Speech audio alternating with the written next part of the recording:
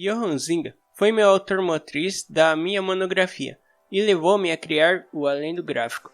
Por isso, quero compartilhar com você alguns dos seus principais trabalhos. Para isso, vou utilizar a monografia com o título Johann Zinga e a Crítica da Cultura Contemporânea, um estudo historiográfico, escrito por Maria dos Santos Damas Ribeiro, sob a orientação do professor Dr. Cássio da Silva Fernandes, para a Universidade Federal do Pará, para o curso de História. Capítulo 1, Parte 1. Johann Huizinga. Uma pequena apresentação. A viagem de Huizinga para os Estados Unidos em 1926 pode ser considerada um divisor de águas na sua trajetória intelectual. De historiador da cultura que tinha seu interesse voltado para o passado e suas expressões artísticas, Huizinga converte-se em um crítico do seu tempo. É nesse sentido que essa viagem tem uma conotação especial, por dividir a obra deste autor em dois momentos.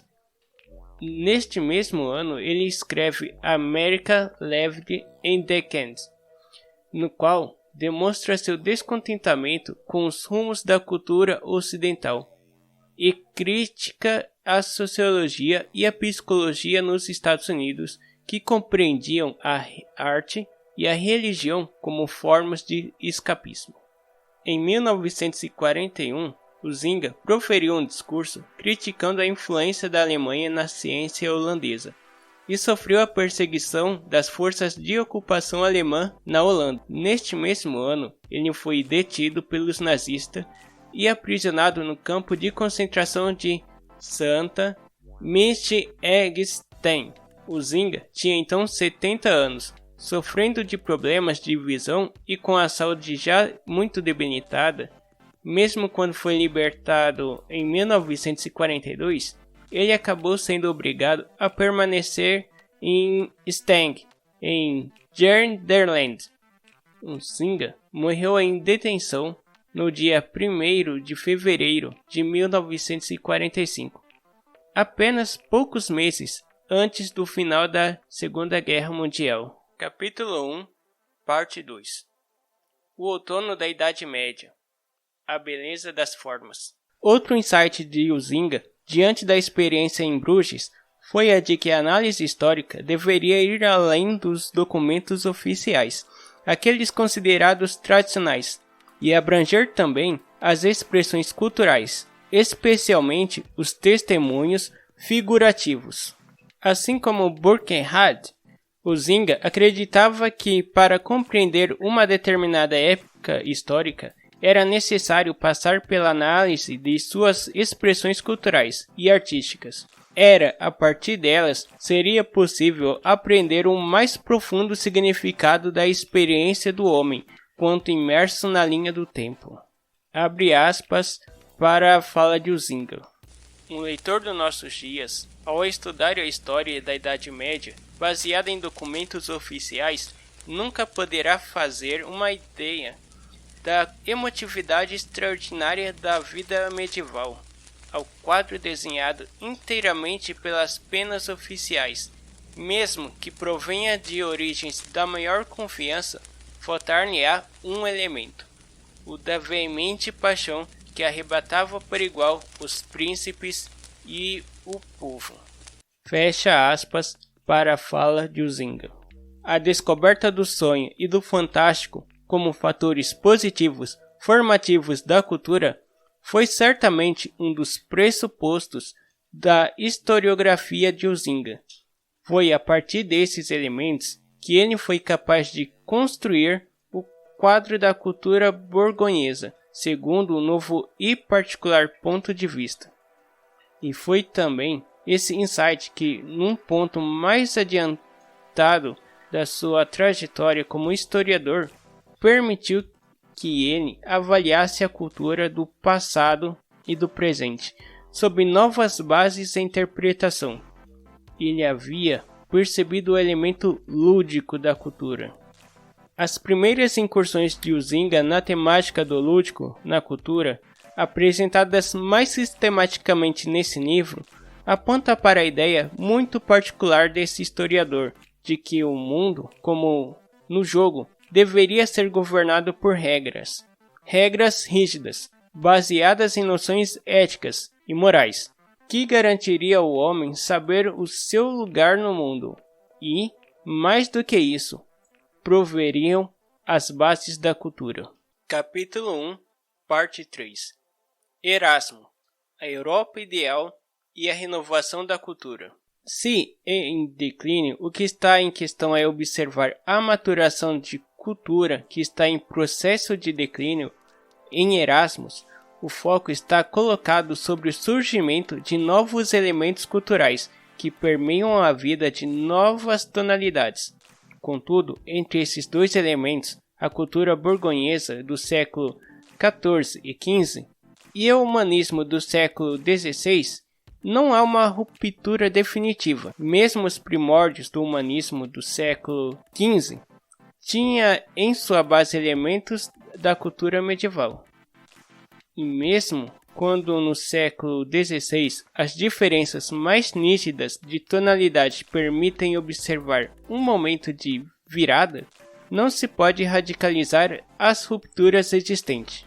Há uma convivência entre esses dois mundos. É simultâneo o declínio e a floração. O mundo de Erasmo estava sobrecarregado de constituições humanas, opiniões e dogmas escolásticos e abrumado pela tirânica autoridade das ordens. Por consequência de tudo isso, na consideração de Erasmo, a força da doutrina evangélica se debilitava. Para ele, a fé requeria simplificação, e esta estaria na volta às fontes do cristianismo, na crítica bíblica. Seu método para o Zinga assume um caráter histórico-filológico. Talvez Erasmo nunca tenha compreendido todos os transtornos que seu método filológico-crítico causou à Igreja. Capítulo 1, Parte 4. Homo Ludens, de 1938. Os limites entre o jogo e o sério. Neste livro, o Zinga reconhece que a cultura ocidental está em crise e tenta buscar os elementos que tornaram esse momento atual distinto de um momento anterior, o século XVIII, em que, segundo ele, os valores imprescindíveis da cultura ocidental ainda estavam intactos. Isto é, ele tenta diagnosticar o que a civilização perdeu de suas tradições e o que fez suscitar esse então presente quadro de colapso.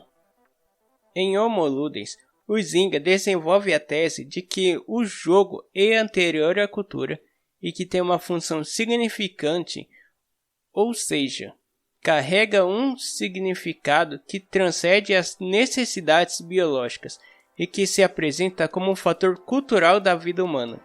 Assim sendo, o aspecto lúdico é tomado como sendo um fenômeno cultural e não biológico, e estudado a partir de uma perspectiva histórica. Para desenvolver essa análise, o Zinga dialoga com outras áreas do conhecimento humano, apresentando uma variedade impressionante de informações. Há uma investida no universo da filologia, que permite ao autor compreender como a noção de jogo se expressa em diferentes línguas, e no universo da antropologia, que contribui no sentido de enriquecer os exemplos de como o elemento lúdico esteve presente em diferentes culturas. É relevante lembrar que para o Zinga, o elemento lúdico é essencial para a constituição da civilização, um princípio vital. Ao apontar para uma ruptura entre o século XVIII e sua ludicidade, o Zinga está assinalando que o espírito lúdico na sociedade contemporânea está sendo perdido ou colocado de tal forma em segundo plano que vem perdendo suas características essenciais. Capítulo 2, Parte 1. A descoberta do presente, a América e a história da cultura. As análises de Huizinga em torno da cultura norte-americana já apontavam para uma mudança de interesse. Em 1926, em viagem pela primeira vez à América do Norte, este historiador deparou-se com uma sociedade que ele considerava haver perdido os valores fundamentais da cultura. E é na perda dos valores então considerados fundamentais por Huizinga, entre outras coisas, que se concentra a crítica deste à cultura de seu tempo. Assim sendo, Kant-Moren expõe a necessidade de compreender essa guinada crítica na trajetória intelectual desse historiador.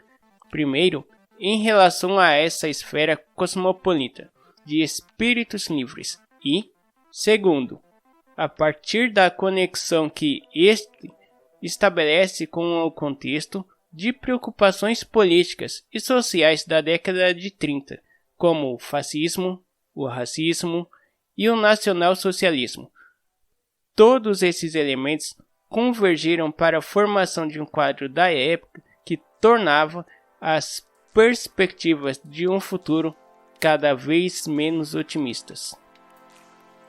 A partir de 1926, em sua viagem aos Estados Unidos e, sobretudo na década de 30, o valor dado fundamental para a compreensão do que ele caracterizava como sendo um momento de declínio da civilização ocidental, a perda do elemento lúdico, explicitada em Homo Ludens, havia assinalado o fim da verdadeira civilização, uma vez que para esta existir de forma autêntica, na visão de Huizinga, era necessário que o lúdico estivesse imbuído das normas prescritivas pela razão, pela humanidade e pela fé.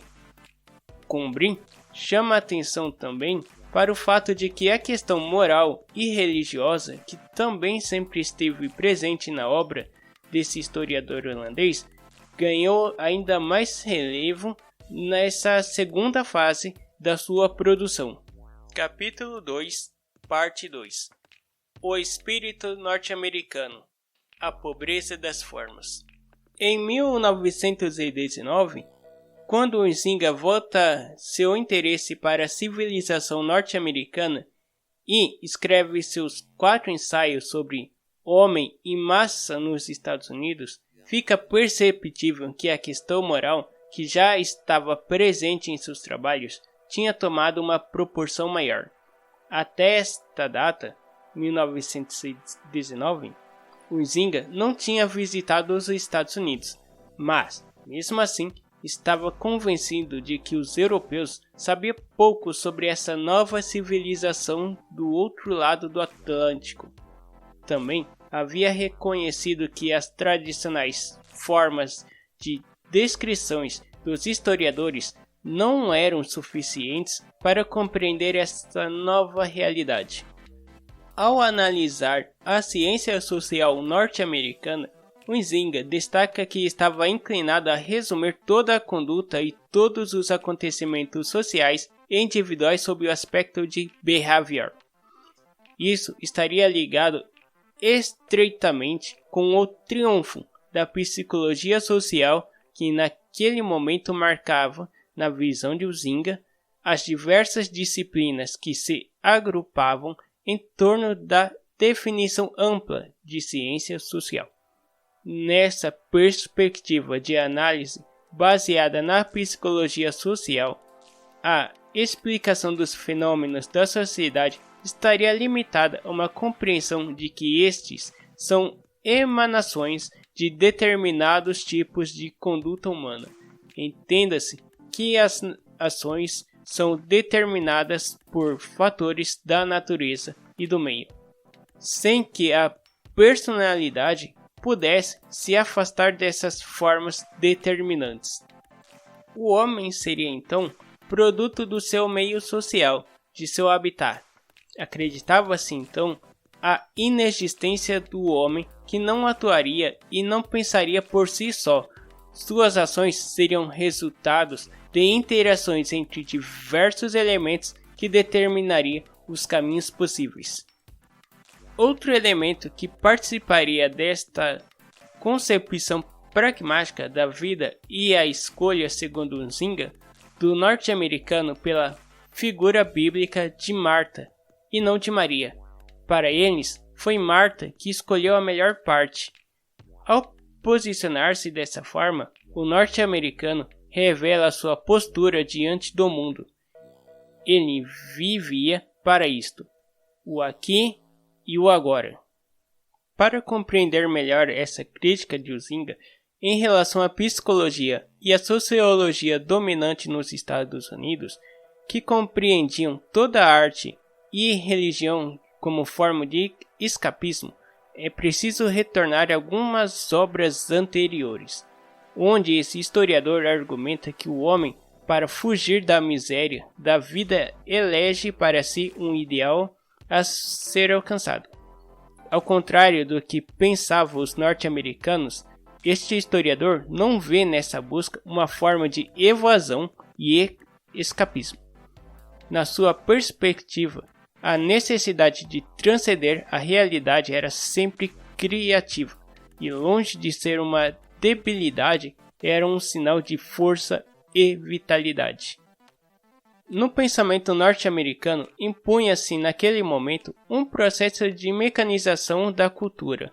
O homem teria que aprender a viver em grupos, renunciar às ilusões de liberdade e personalidade.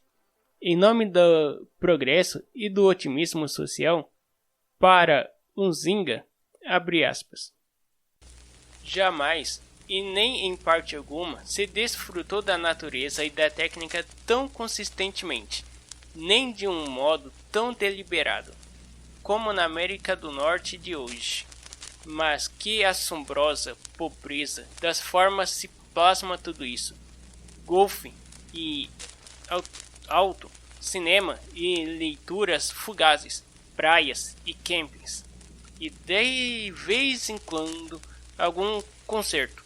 Do que vale tudo isso como formas de cultura? Fecha aspas.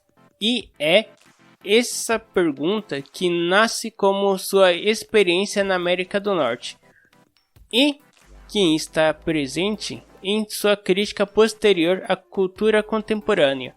Para ele, pareceu com essa experiência que grande parte da vida da cultura contemporânea estava composta de coisas banais e secundárias. E como argumenta Gombrich, foi essa viagem que fez que Nzinga investisse seus esforços para retornar aos fundamentos da cultura. Quais eram os elementos imprescindíveis quando se trata de falar de cultura?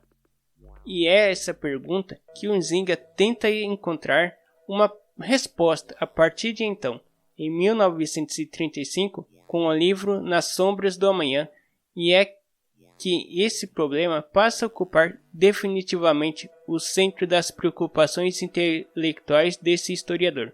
Esse livro também representa uma tomada de posição de Nzinga frente à cultura contemporânea e aos rumos que a civilização ocidental estava tomando. Era uma caminhada irreversível para o abismo? Capítulo 2, parte 3. Nas sombras do amanhã. Um diagnóstico da crise espiritual do homem contemporâneo. Nesse livro, Nzinga se propõe a construir, como enuncia claramente o subtítulo, um diagnóstico da enfermidade espiritual do seu tempo.